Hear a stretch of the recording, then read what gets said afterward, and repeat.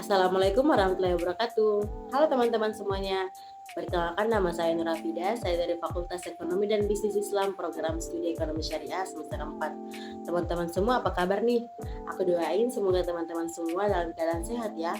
Di sini kita akan membahas tentang ketimpangan sosial ekonomi suatu negara, di mana negara yang saya ambil adalah negara Afrika Barat.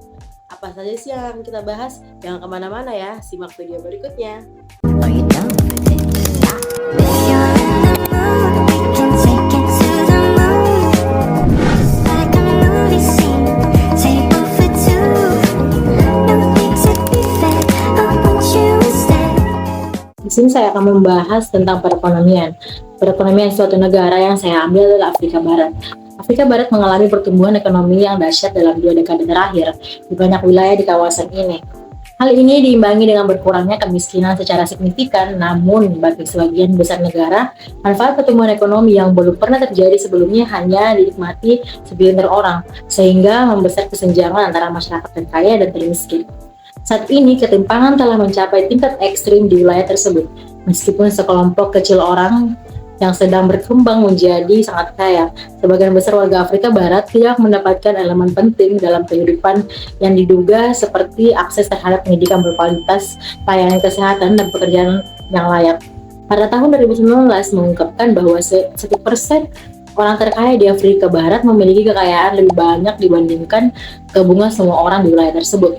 Namun, pemerintah di Afrika Barat merupakan negara yang komitmennya paling kecil dalam mengurangi kesenjangan dibandingkan wilayah lain di benua Afrika. Adapun krisis ekonomi terburuk dalam beberapa dekade, COVID-19 menyebabkan jutaan orang jadi miskin. Meskipun tingkat infeksi dan kematian relatif rendah, Afrika Barat tidak terkena dampak ekonomi akibat pandemi ini.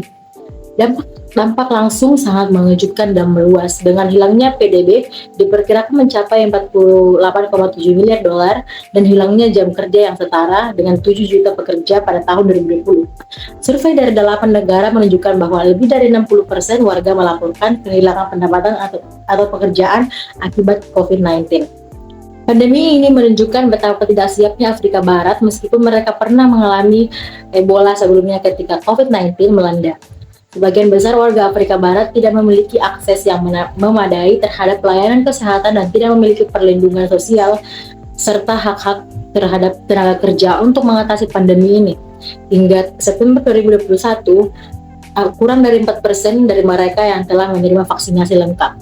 Namun meskipun sebagian besar masyarakat terkena dampak pandemi ini, hal berbeda terjadi pada orang-orang terkaya di kawasan ini yang mengalami peningkatan kekayaan secara signifikan. Mari kita lihat angkanya. 3 orang terkaya di Afrika Barat mengalami peningkatan kekayaan sebesar 6,4 miliar dolar dalam 17 bulan pertama pandemi ini. Lebih besar dari dana yang dibutuhkan untuk memvaksinasi seluruh warga Afrika Barat.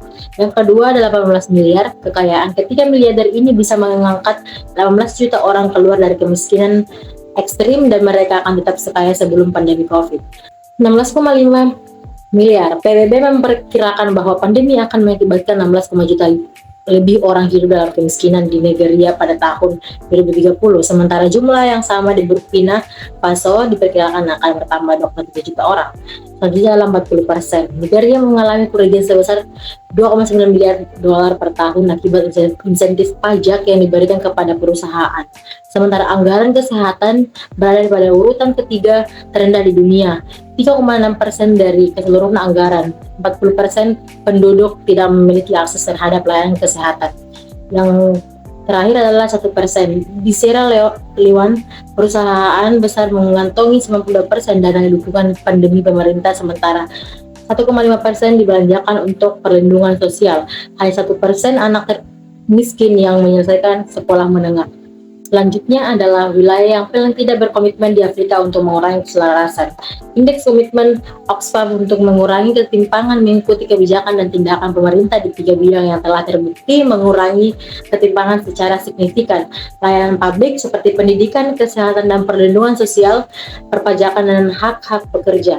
Pada tahun 2021, hal ini menunjukkan bahwa pemerintah di Afrika Barat kembali menjadi negara yang paling tidak berkomitmen untuk mengurangi pandangan di Afrika.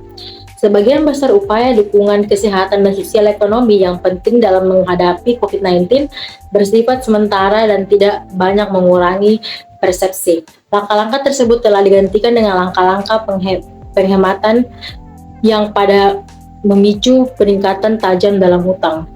Indeks tersebut mengungkapkan bahwa 14 dari 16 negara di Afrika Barat bermaksud memotong anggaran nasional sebesar 26,8 miliar dolar selama 5 tahun ke depan. Jumlah ini cukup bagi pemerintah untuk menyediakan vaksinasi penuh bagi warga negara Afrika Barat dan menyediakan pendidikan dasar berkualitas selama 1 tahun bagi 71 juta anak.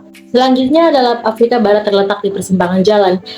Penggerebekan besar-besaran terhadap keuangan publik ini terjadi pada saat tingkat infeksi peningkatan di sebagian besar negara dan akibat kematian COVID-19 berada pada titik tertinggi di wilayah tersebut.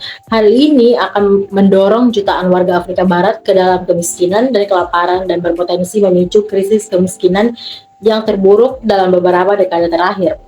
Perempuan yang terkena dampak yang lebih parah karena tingginya konsentrasi mereka pada pekerjaan informasi berupa rendah dan pekerjaan perawatan tidak berbayar. Belum terlambat untuk mengubah arah. Pandemi COVID-19 menawarkan kesempatan sekali dalam satu generasi pada pemerintah Afrika Barat untuk berinvestasi secara besar dalam pendidikan publik, kesehatan, dan perlindungan sosial untuk mengatasi kemiskinan dan pekerjaan tidak tetap, untuk menggunakan pendapatan pajak dan kekayaan yang lebih progresif untuk membiayai hal ini. Meningkatkan pendapatan pajak mereka hanya sebesar 1% dalam 5 tahun ke depan akan membantu mereka mengumpulkan 56,89 miliar dolar. Jumlah ini lebih dari cukup untuk membatalkan rencana pemotongan anggaran sebesar 26,8 miliar dan membangun 600 rumah sakit lengkap di seluruh Afrika Barat. Kombinasi pemotongan anggaran, peningkatan utang, dan lambatnya pemulihan akibat kesenjangan ekosistem global berisiko membawa krisis ketimpangan di Afrika Barat ke tingkat yang lebih tinggi. Sudah waktunya bagi pemerintah Afrika Barat untuk mengambil tindakan tegas, kecuali jika mereka mampu menutup kesenjangan antara kelompok terkaya dan kelompok lainnya secara signifikan. Maka pengentasan kemiskinan ekstrim hanya akan menjadi mimpi belaka. Mungkin itu saja yang dapat saya sampaikan. Semoga teman-teman dapat memahaminya. Sampai jumpa di lain kesempatan. Wabillahi taufiq wal hidayah. Wassalamualaikum warahmatullahi wabarakatuh. Bye-bye semua.